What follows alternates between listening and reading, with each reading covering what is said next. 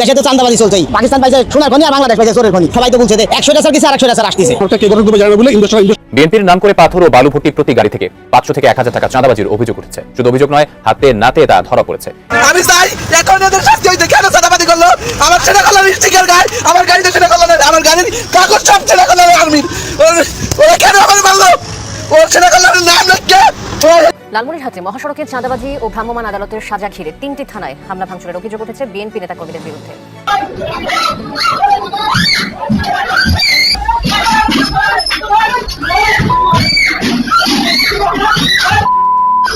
থানা ঘেরাও করে ফেলাইছে। থানা থেকে দুজন আসামি ছিনাই নিয়ে গেছে।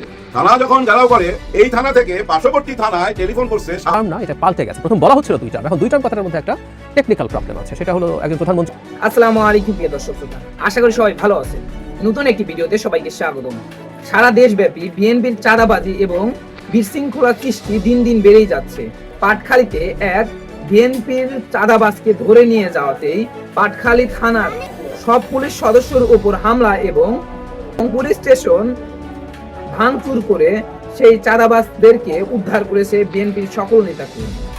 এবং সারা দেশব্যাপী অনেক চাঁদাবাজির ফুটেজ পেয়ে যাবেন আজকের এই ভিডিওটি। ভিডিওর শুরুতেই কিছু ভিডিওর অংশ বিশেষ দেখে হয়তো আন্দাজ করতে পেরেছেন আজকের এই ভিডিওটি কতটুকু গুরুত্বপূর্ণ হতে চলেছে।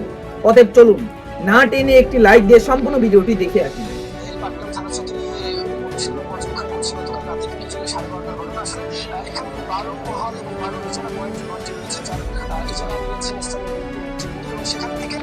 আসসালামু আলাইকুম।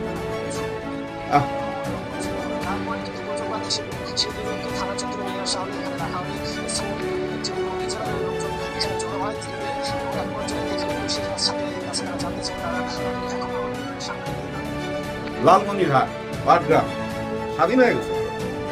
আমাদের নির্বাচন কমিশনারের সাথে একটু আলাপ করতে হবে। ফোন নাম্বার নাই আমার কাছে। ফোন নাম্বার থাকলে কল দিয়ে কইতাম যে স্যার ওই পাটগ্রাম লালমনিরহাট আর নির্বাচন করার দরকার নাই, ওটা লেখা দিয়ে দেন ওনাদেরকে। ওনারা পাস। খামাখা আমার নির্বাচন করা, পোস্টার লাগাও, খরচ করো, কি দরকার? পাস তো।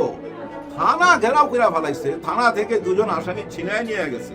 থানা যখন ঘেরাও করে, এই থানা থেকে পার্শ্ববর্তী থানায় টেলিফোন করছে, সাহায্য চাইছে যে পুলিশ ফোর্স পাঠাও। ওই থানাও ঘেরাও করে ফেলাইছে। হায় হায় হায়, কত বড় দল! পুরা স্বাধীনতা ঘোষণা তো ভাই। পাটগ্রাম ওনাদের হাতে। সত্যি সত্যি দরকার নাই পাটগ্রামে নির্বাচন করার। ওনাদের দিয়া দেন, এবং যেখানে যেখানে ওনাদের এমন ক্ষমতা আছে সব দিয়া দেন। আমাকে কি দরকার থানা টানাও ঘেরাও কইরা? আর ওনাদের ধৈরেন না, কারণ ধৈর্য তো লাভ নাই। আপনারা ধৈর্য নিয়ে যাবেন, ওনারা এসব থানা ঘেরাও করে নিয়ে যাবে। আপনাদের বেজ্জতি তো, পুলিশের বেজ্জতি হইতাছে, চরম বেজ্জতি হইতাছে। এরকম বেজ্জতি হইতে হইতে একটা টাইমে এমন জায়গায় চলে যাবে, পুলিশের সেই যে কাপড়টা না লন্ড্রিতে নিতে চাবে না, যে লন্ড্রিতে নিতে চাইবে না পুলিশের কাপড়। বলবে যে না, আপনাদের কাপড় আমরা ধুমু না, আপনারা তো দেশের জন্য কিছুই করতে পারলেন না, অতীতেও পারেন নাই, এখনো পারেন নাই। কেন পারে নাই বুঝলাম না। পুলিশকে ভয় পায় না, এইটা আবার কোন দেশ? পুলিশকে ভয় পায় না, আইন কানুন ভয় পায় না, কোনো কিচ্ছুতে ভয় পায় না। ধৈর্য দিলেই আবার ছাইড়া দেয়। হ্যাঁ, এই যে আজকেই র্যাবের একটা প্রেস কনফারেন্স ছিল, ওইখানে বলতেছিল কোন এক চাঁদাবাজ, মানে কি জানি একটা মানে কেমন যেন একটা বিবর্ষণ নামটাও মনে নাই, এরে ধৈরা থানায় দিছে, থানা থেকে জেলে পাঠাইছে, জেল থেকে বাইরে হইয়া আবার সন্ত্রাসী কার্যক্রম করতেছে। ওর যন্ত্রণা ওই এলাকায় কেউ ঘুমাইতেই পারে না। আজকে আবার অ্যারেস্ট করছে। এদিকে আর্মিও কিন্তু প্রেস কনফারেন্স করছে। ওনারা বলছে যে লুট হয়েছিল, যে আর্মস, ওই আর্মসের 80% ওনারা উদ্ধার করছে, এবং আইন শৃঙ্খলা আগের চেয়ে একটু বেটার বর্তমানে, এটা বলছে। এটার সাথে আমিও একমত, অনেক বেটার। কিন্তু এই যে এরকম ঘটনা যদি ঘটে, বিশাল ঘটনা তো, 2টা থানা ঘেরাও, পুলিশ ঘেরাও, আসামি ছিনায় লয়ে যাইতেছে, কি বার্তা দিতেছে সারা বিশ্বে? এটা তো ভয়াবহ ব্যাপার। এমন না যে নিষিদ্ধ করছে যাদেরকে, তারা এই ধরনের ঘটনা ঘটাইতেছে। ভাই আমরা কি ভাবছিলাম, আওয়ামী লীগকে যখন নিষিদ্ধ করে, নিষিদ্ধ মানে কি? ওনাদের কার্যকলাপ নিষিদ্ধ থাকবে, আওয়ামী লীগ নিষিদ্ধ না। ওই আওয়ামী লীগকে আমরা কি মনে করছিলাম যে ওরা এমন সন্ত্রাসী কর্মকাণ্ড চালাবে, সরকারকে অস্থির করে ফেলাবে? না ভাই, এরকম কিছু করে নাই। করলো কে? আপন মানুষ, একেবারে আপন মানুষ, যাদের নিয়ে এই জুলাই গণ অভ্যুত্থান হয়েছিল। হ্যাঁ, ওনাদের সঙ্গে নিয়ে তো জুলাই গণ অভ্যুত্থান হয়েছিল। গত 16 বছর শেখ হাসিনা যাদের উপর জুলুম করছে, তাদেরই তো সবচেয়ে বড় দল এই বিএনপি ভাই, সবচেয়ে বড় দল, তাদের উপরও তো জুলুম হয়েছে। সে জুলুম থেকে উঠে আইসা আবার কিভাবে জুলুমবাজ হয়ে যাচ্ছে, এইটাই তো আমার মাথায় ঢুকে না। দেখবেন অনেকেই বলে শেখ হাসিনার হাতে আবার দেশটা ছাইড়া দেন, দেখবেন সবাই সোজা হয়ে যাবে। এই কথাটা কিন্তু বলে, এই কথাটার একটা অর্থ আছে ভাই। মানুষ অসহ্য হয়ে গেছে। আরে আমরা ডক্টর মোহাম্মদ ইউনূস স্যারের কাছে তো একটা শান্তি আশা করছিলাম, সেটা তো পাচ্ছি না। কিন্তু পরে আমরা কার কাছে আশা করছিলাম? বিএনপির কাছে, যেটা বড় দল, তারা ক্ষমতা আসবে, তারা আমাদেরকে শান্তি দিবে। কিন্তু তারা বলতেছে নির্বাচন কইরা এসা শান্তি দেব, নির্বাচনের আগে শান্তি দিতে পারুম না। বলে নাই, মানে কার্যকলাপে দেখাই দিতেছে নির্বাচনের আগে শান্তি দিতে পারুম না। যদি পারতো ভাই, 3000-এর উপরে বহিষ্কার করছে এই দল থেকে বাইক করে ছুঁড়া ফালাই দিছে, কিন্তু থামছে কি? থামে নাই, চলছে চলছে চলছে। এই যে দেখেন মুরাদনগরে 2জন নারী 1জন পুরুষ পৃথিবী থেকে বিদায়। পুরা গ্রামবাসী 14টা গ্রামের লোকজন এসে ঘেরাও করে বিদায় করে দিচ্ছে, কারণ মুরাদনগরের মানুষের মুখের কথা শুনে। এদেরকে দৈরা পুলিশে দিল নাকি ছাইরা দিত আগে থেকে। এরা গত 20 বছর যাবত এখানে মাদক ব্যবসা করে, ইয়াবা বেচে, গাঁজা বেচে, ফেন্সিডিল বেচে। এদেরকে দৈরা জেলে দিল, আবার বাইরে হয়ে চলে আসে। এরা ওইখানে তাপালিং কইরা বেড়ায়, তাও কি মানে না? এর বিরুদ্ধে কেস দেয়, ওর বিরুদ্ধে মামলা করে। ওদের বিরুদ্ধে কেউ কথা বলতে গেলে মামলার বিটা দেয়। স্থানীয় ময় মুরব্বীদেরকে বুঝছেন মামলার আসামি বানায় দিচ্ছে। ওইসব মুরব্বীরাই বলতেছিল যেটা ক্রিমিনাল ছিল। দেখেন এই যে বিচার পাচ্ছিল না, এদেরকে আইনের হাতে তুলে দিলে বাইরে হয়ে চলে আসে। এগুলো দেখতে দেখতে মানুষের মনের ভিতরে ক্ষোভ জন্ম হয়েছিল ভাই। ওই ক্ষোভ থেকেই হচ্ছে ওই আক্রমণ, যেটাকে আমরা বলতেছি মব। হ্যাঁ, মব অপারেশন মানে গণধোলাই। মব মানে গণধোলাই অপারেশন চলতেছে। আইন যদি ঠিক হয়ে যেত, আইন যদি শক্ত হয়ে যেত, ওই অপারেশন হান্ট যদি ডে নাইট চলতো, তাহলে তো ভাই শয়তান থাকতো না। শয়তান তো হয়ে গেছে রন্ধ্রে রন্ধ্রে। ডক্টর ইউনূস স্যার কয়জনের সাথে ফাইট দিবে? দেখেন গত সরকার পুরাটা কেমন ছিল আপনারা তো জানেন। দেখেন পালিয়ে যাওয়ার সরকারের কর্মকাণ্ড নিয়ে আর নতুন কইরা কিছু বলার নাই। ওনারা কিছু সংখ্যক লোক পালায় গেছে, বাকি পুরো অংশটাই তো রাইখা গেছে। তাদেরকে নিয়েই তো এই সরকারটা পথ চলতে হইতেছে। দেখেন একটা জিনিস খেয়াল করবেন, ওই যে ওনাদের নেতারা এসে বলছে না 12 ঘন্টার জার্নি করে ডক্টর ইউনূস এখন আমাদের নেতার সাথে দেখা করতে গেছে। ফজলুর রহমান ব্যঙ্গ করে বলছিল না, এখন টাকা বাঁচার জন্য গেছে, বাঁচার কোনো উপায় নাই, বিএনপির সাথে তাকে বসতেই হবে, যার জন্য লন্ডনে গেছে। বলছে না, আরো বলছে যে পুরস্কার পাইছে, ওগুলো হলো ভুয়া। আসলে আমাদের নেতার হাতে পায়ে ধইরা তার এক্সিট পয়েন্টটা নিবে, কিভাবে সে বাঁচতে পারে সে বুদ্ধিটা নিবে। এরকম অপমানজনক কথাবার্তা বলছে, কিন্তু ওগুলা বুকে পাথর চাপা দিয়া ডক্টর ইউনূস স্যার ওনার সাথে লন্ডনে কেন বসছে? ভাই শান্তির জন্য। ওনার কাছে হেল্প চাইছে।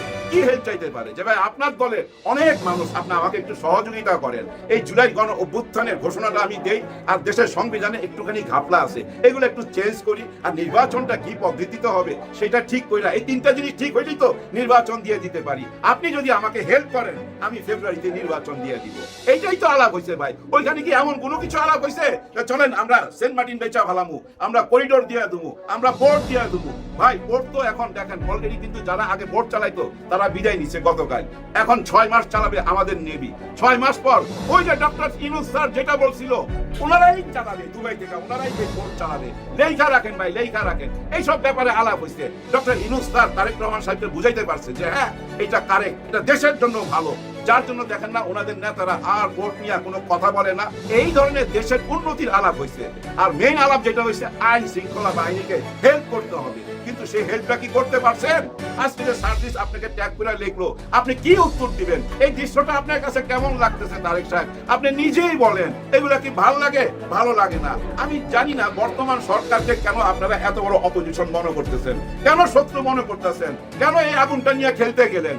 আগুন এই জন্য বললাম, আগুন থেকেই তো জন্ম নিছে বর্তমান সরকার। জুলাই গণ অভ্যুত্থান থেকেই তো জন্ম নেওয়া এই সরকার। এই সরকার যদি এনসিপি কে সাপোর্ট দেয়, একটা নতুন দল আনতে চায়, এটা তো আমরা সবাই জানতেছি, সবাই বুঝতেছি। ওইটাকে অপোজিশন ভাবার দরকার কি? একটা ভালো অপোজিশন থাকলে দেশ তো ভাই সুন্দর মতো চলবে। ওই যে জিএম কাদের সাহেবের মতো যদি অপোজিশন চান, তাহলে কি দেশ সুন্দর হবে? সুন্দর হবে না। এই অপোজিশন ভাইবা এনসিপি এই যে গত 9-10 মাস শুনতেছি কিংস পার্টি করতেছে, ডক্টর মোহাম্মদ ইউনূস স্যার ওনাদেরকে ক্ষমতা দিয়ে চলে যাবে। জামাতে ইসলাম, হেফাজত, চরমোনাই সবাই মিলা ওনারা এক হয়ে গেছে, একটা প্ল্যাটফর্মে চলে আসছে। হ্যাঁ আপনাদের কথা ঠিক আছে, ওনারা একটা জায়গায় আসছে। এই মানে কি? আপনাদের অপোজিশন হয়েছে। এখন জনগণের ব্যাপার কাকে ক্ষমতা নিবে। ওনাদেরকে নিবে না আপনাদেরকে নিবে? আপনাদেরকে নিবে তো সবাই বলে। এবং দেশের বড় বড় বুদ্ধিজীবীরা আপনারা ক্ষমতায় যাইবেন দেখা আপনাদের পক্ষে কথা বলে। ইউনূস স্যারকে পচায়, রাত দিন পচায়। এই সরকারের এইটুক ভুল হইলে দিলকে তাল বানায়া প্রচার করতে থাকে, সরকার কিচ্ছু বলে না। কারণ আপনারা ক্ষমতায় যাইতেছেন, ওনারা ক্ষমতার সঙ্গে থাকতে চায়। দেশের জনগণও কিন্তু ক্ষমতার সঙ্গে থাকতে চায়। দেশের অনেক মানুষ আছে ভাই, কাজ নাই কাম নাই কিছু নাই, তাদেরকে রাজনীতি করে খাইতে হয়, তারা ক্ষমতার সঙ্গে থাকতে হয়। তার মানে এটা ভালো কথা। কিন্তু এই ধরনের কর্মকাণ্ড যদি হয়, থানা থেকে যদি আসামি ছিনে নিয়ে যায়, মানুষ কি ভাবতেছে? হায় হায়, ক্ষমতায় যাওয়ার আগেই এই অবস্থা, এরপরে জানি কি হয়। এটাই তো মাথায় আসবে সর্বপ্রথম, তাই না ভাই? এটাই চরম সত্যি কথা। এই সত্যটা মানতে হবে তো আপনাকে।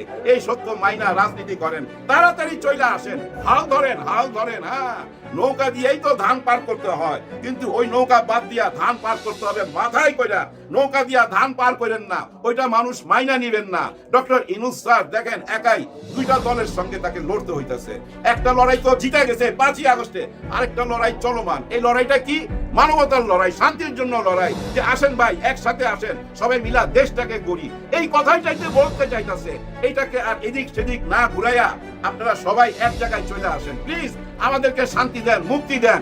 আর যদি মুক্তি না দিতে চান, আমরা নিজেরাই নিজেদের মুক্তি নিয়ে নিব। নির্বাচনের দিন আমরা চিন্তা ভাবনা করে ভোট দিব। খোদার কসম লাগে ভাই, আপনাদের খোদার কসম লাগে, কেউ বিক্রি হবেন না, মাথা নত করবেন না। নির্বাচন আসার আগ পর্যন্ত চোখ কান খোলা রাখেন, আপনারা নিজেই বুঝতে পারবেন কাকে ভোট দিতে হবে আর তাকে ছুঁড়ে ফেলতে হবে। আমি আশা করছি সম্পূর্ণ ভিডিওটি দেখেছেন এবং বিএনপির এই কার্যকলাপের সাপেক্ষে আপনার কি মতামত অবশ্যই কমেন্ট বক্সে জানিয়ে যাবেন। ভিডিওটি ভালো লেগে থাকলে শেয়ার করতে ভুলবেন না। আমাদের এই চ্যানেলে নতুন হয়ে থাকলে চ্যানেলটি সাবস্ক্রাইব করে চ্যানেলের পাশে থাকবেন। আর যারা ইতিমধ্যে চ্যানেলটি সাবস্ক্রাইব করেছেন তাদেরকে অসংখ্য ধন্যবাদ। দেখা হবে নতুন কোনো ভিডিও নিয়ে, ততক্ষণ সবাই সুস্থ থাকবেন। আল্লাহ হাফেজ।